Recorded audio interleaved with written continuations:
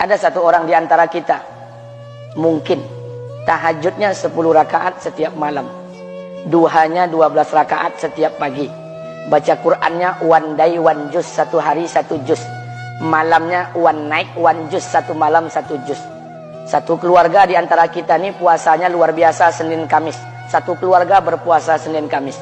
Tak cukup puasa Senin Kamis, dia puasa Nabi Daud. Sehari puasa, sehari tidak, sehari puasa, sehari tidak. Tak cukup dia puasa Nabi Daud, dia puasa-puasa sunnah lainnya. Istrinya nutup aurat dengan sempurna, pakai nikob, pakai cadar, pakai purda, pakai manset, pakai kos kaki. Suaminya 5 waktu ke masjid tak tertinggal takbiratul ula. Anak-anaknya di pondok pesantren hafiz dan hafizah. Tiap pagi berinfak, tak pernah menggunjing orang. Quran terjaga, aurat terjaga, tahajud terjaga, 5 waktu terjaga, duha terjaga, Quran terjaga, puasa terjaga. Sempurna satu keluarga amalnya. Tapi sudah 8 tahun dia tak tengok ayah ibunya. Sudah bertahun-tahun dia tak nyapa kedua orang tuanya. Sudah bertahun-tahun dia tak berhubungan baik dengan ayah ibunya. Sudah berminggu-minggu dia berkelahi dengan ayah ibunya. Sudah berhari-hari dia bermusuhan dengan kedua orang tuanya. Maka anak seperti ini, seluruh amal yang mereka kerjakan tertolak di sisi Allah Subhanahu wa taala, tidak akan diterima Allah. Sebaliknya, kalau ada di antara kita hari ini yang pandai melayani ayah ibunya, tidak ada uang ayah ibu dia kasih uang, tak ada rumah ayah ibu dia buatkan rumah, sakit ayah ibu dia bawa ke rumah sakit, dirawat ayah ibunya dia jaga, kotoran ayah ibunya dia bersihkan pakai tangannya sendiri. Ada di antara kita hari ini yang membersihkan kotoran ayah ibunya lebih dia nikmati daripada makanan yang ia sukai. Begitu luar biasanya dia melayani ayah ibunya. Tapi dia tinggalkan sholat, dia injak-injak perintah Allah, dia tinggalkan perintah Allah dengan mutlak. Maka kebaikan satu orang anak ini kepada ayah ibunya seluruhnya tidak diterima Allah Subhanahu wa taala. Atau jangan-jangan inilah yang menjadi penyebab amal kita tak diterima Allah.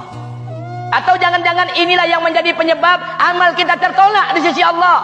Kita sholat juga, kita sujud juga, kita puasa juga, kita ngaji juga, kita dengarkan ceramah juga. Maka oleh karena itu, Pak, Bu, ayah kita tuh tinggal di kampung, ayah ibu tinggal di kampung sana. Terkadang ayah ibu kita tak sekolah, SD, SMP, SMA tak tamat. Dia sekolahkan kita SD, SMP, SMA, S1, S2, S3 dengan harapan hidup kita lebih baik daripada keadaan dia sekarang. Tapi apa yang membuat kita jarang untuk menjenguk mereka? Saya ingin sampaikan buat kita bersama. Ayah ibu kita tak tahu kita ni eselon 1, eselon 2, Pak. Ayah ibu kita tak tahu pangkat PNS kita 3A, 3B, 3C, 3D, 4A, 4B, 4C, 4D. Ayah ibu kita tak tahu kita ni public figure. Ayah ibu kita tak tahu dan tak mau tahu. Yang dia tahu kita ni anaknya. Ayah ibu kita tak tahu kita punya sawit berapa. Ayah ibu kita tak butuh mobil kita. Dia tak butuh rumah kita. Tapi yang dia butuhkan kita. Apa yang membuat kita jarang untuk menjenguk mereka? Tahun 2016 di Masjid Damai Langgeng, saya diundang ceramah di sana. Habis pulang ceramah, saya baca WA SMS. Ada seorang ustadz Pekanbaru kirimkan WA dengan saya. Saya baca 2 kali, air mata saya menetes. Kenapa? Karena WA itu berisi cerita satu orang ibu sedang menelpon anaknya. Ibunya nelpon anaknya. Assalamualaikum nak. Waalaikumsalam, kata anaknya. Kata ibunya, nak, sudah 1 bulan kau tak tengok ibu. Apa yang membuat engkau berhalangan, nak? Apakah kau sibuk dengan pekerjaanmu? Minggu yang kedua ibunya telepon lagi. Assalamualaikum nak, kata anaknya. Waalaikumsalam. Kata ibunya, nak, ibu dapat kabar apa engkau baru beli mobil baru. Apa betul nak? Kata anaknya, betul bu. Kata ibunya, alhamdulillah nak, ibu bangga kau pandai menyenangkan hati anak istrimu. Minggu yang ketiga ibunya telepon lagi. Assalamualaikum nak, kata anaknya. Waalaikumsalam.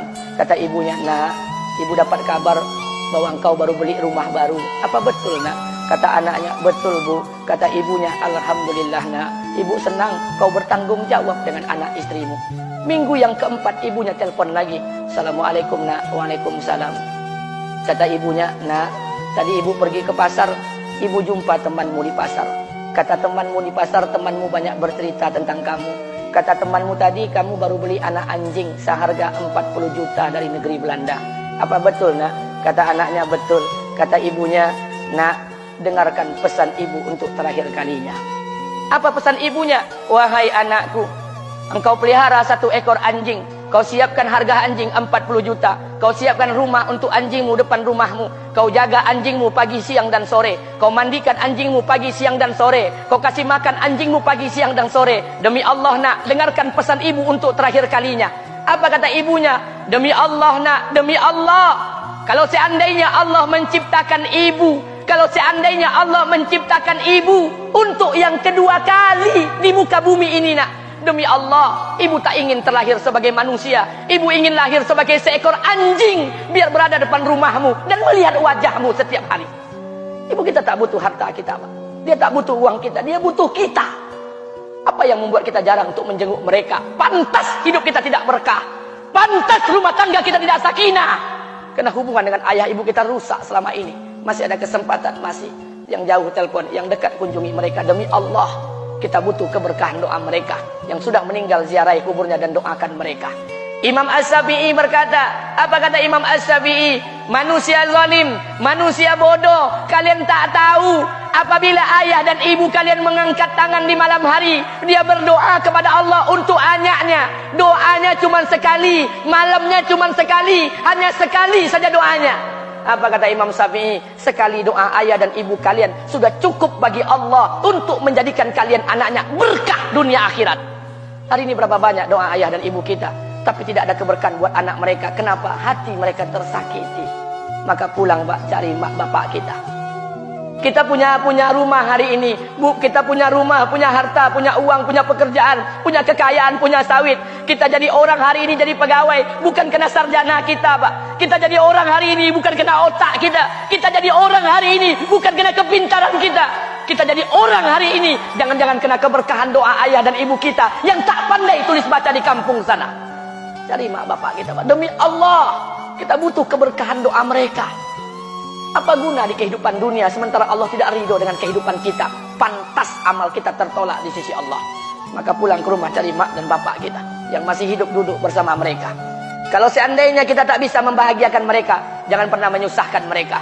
Kalau seandainya kita tak bisa membuat mereka tertawa, jangan pernah membuat mereka menangis. Demi Allah, kita hanya punya satu ayah kandung.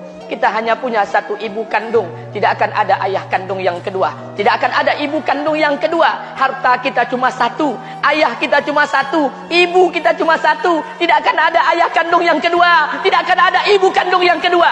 Pangkat jabatan bisa dicari. Harta bisa diraih. Kesempatan membahagiakan ayah dan ibu kita hanya sekali di kehidupan dunia ini, Pak. Pulanglah. Ketika mereka memanggil, tinggalkan istri, tinggalkan pekerjaan, tinggalkan semua proyek kita. Demi Allah, datangi mereka. Kata Nabi, sesaat kalian duduk bersama ayah dan ibu kalian akan mendatangkan keberkahan.